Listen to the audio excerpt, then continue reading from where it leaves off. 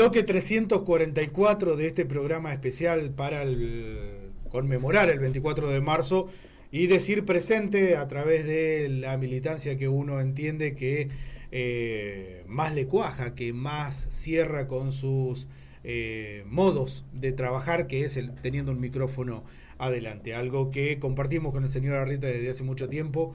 Ya hace como 10 años que venimos laburando juntos, si no recuerdo mal, menos. Yo me acuerdo que era un joven de 18 años cuando lo conocí a usted y bueno, y ahí empezamos a hacer radio. No es cierto, si vamos al caso, ahora entonces... que estoy cerca de los 30, me acuerdo con mucha nostalgia de esas épocas, la verdad. No es así, está mintiendo vilmente. Si no, yo tendría que ser flaco, porque a los 18 años era flaco, y usted tendría que tener pelo. Es más, creo que tengo alguna foto con usted con más pelo. Sí, yo no tengo pelo, es por elección propia. Señor Chelo Paporello, tenemos un audio más que pretendía cerrar el bloque anterior, donde hablamos como eje temático de lo que significaba la dictadura militar y esa discusión paradigmática que es por qué son 30.000.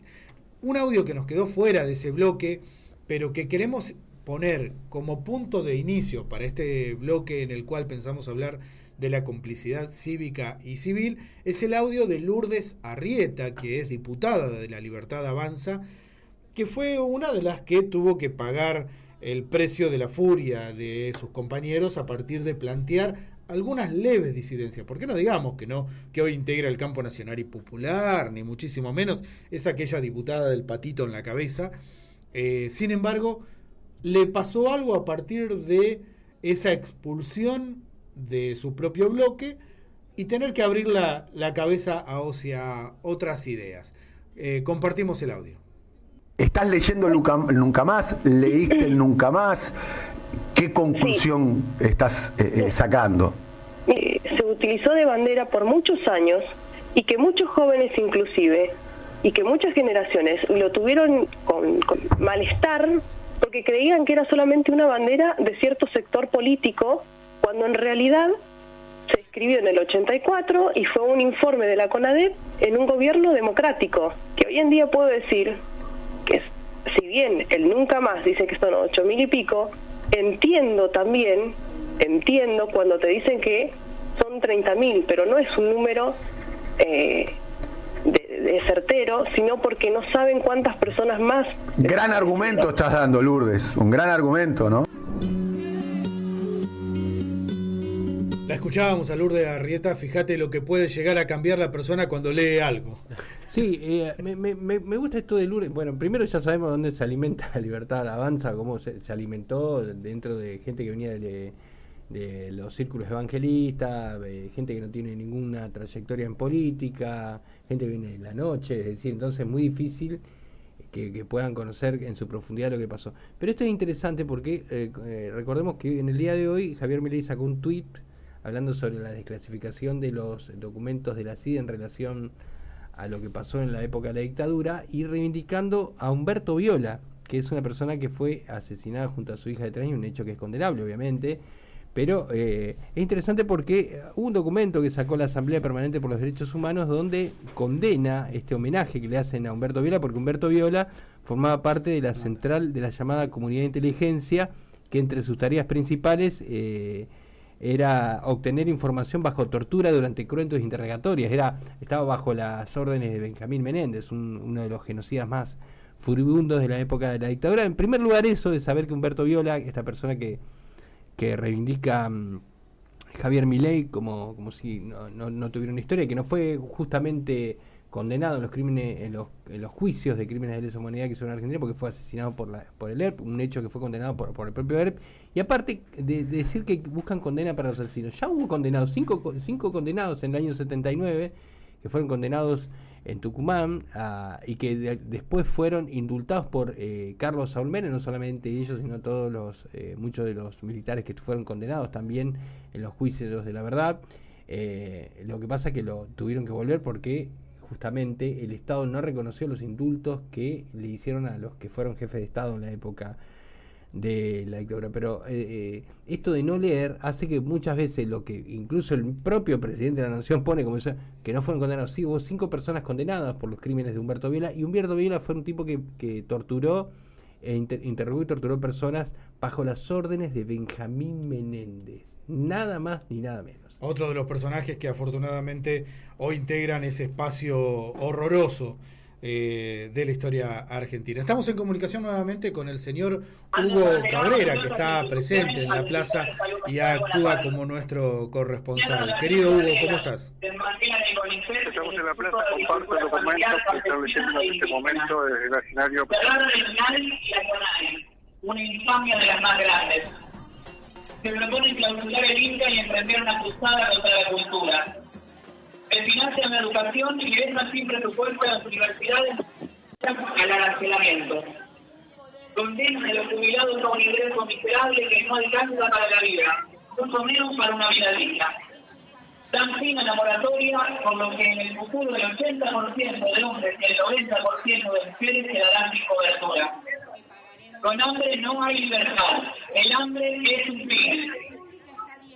Estigmatizan el uso de mujeres y disidencias, quienes a través de un largo e incesante camino de militancia supieron conseguir derechos que ahora este gobierno de facto intenta eliminar. En este marco hemos logrado 170 condenados en 58 sentencias por violencia sexual. Vemos cómo este gobierno reencarna las mismas premisas económicas del modelo que implementó la dictadura, con su misma pestilencia inhumana, colonial y antipopular. Desde el coloquio de ideas que reúne a los sectores más relevantes del poder económico, se preguntan si no es ahora, ¿cuándo? Un eslogan que los convoca a modificar definitivamente la matriz productiva, laboral y social. Tras este objetivo, diferentes facciones del poder económico se unifican en el respaldo al gobierno de Milei, que en los hechos vulnera cada uno de los valores que dicen defender en la construcción de una sociedad desarrollada. Aceptan sin cuestionar e incluso aplauden discursos violentos y de odio con los que amenaza el presidente. Como en la dictadura, desde el Poder Ejecutivo se ha montado un programa de miseria planificada, cuya consecuencia natural es la protesta social. Y sabido es que este tipo de políticas socioeconómicas solo resultan aplicables cuando se pone a disposición de las mismas también en nuestra Patagonia y Antártida. Vienen por un definitivo disciplinamiento social para que nunca vuelva a existir la posibilidad del surgimiento de un gobierno popular. Venimos a esta plaza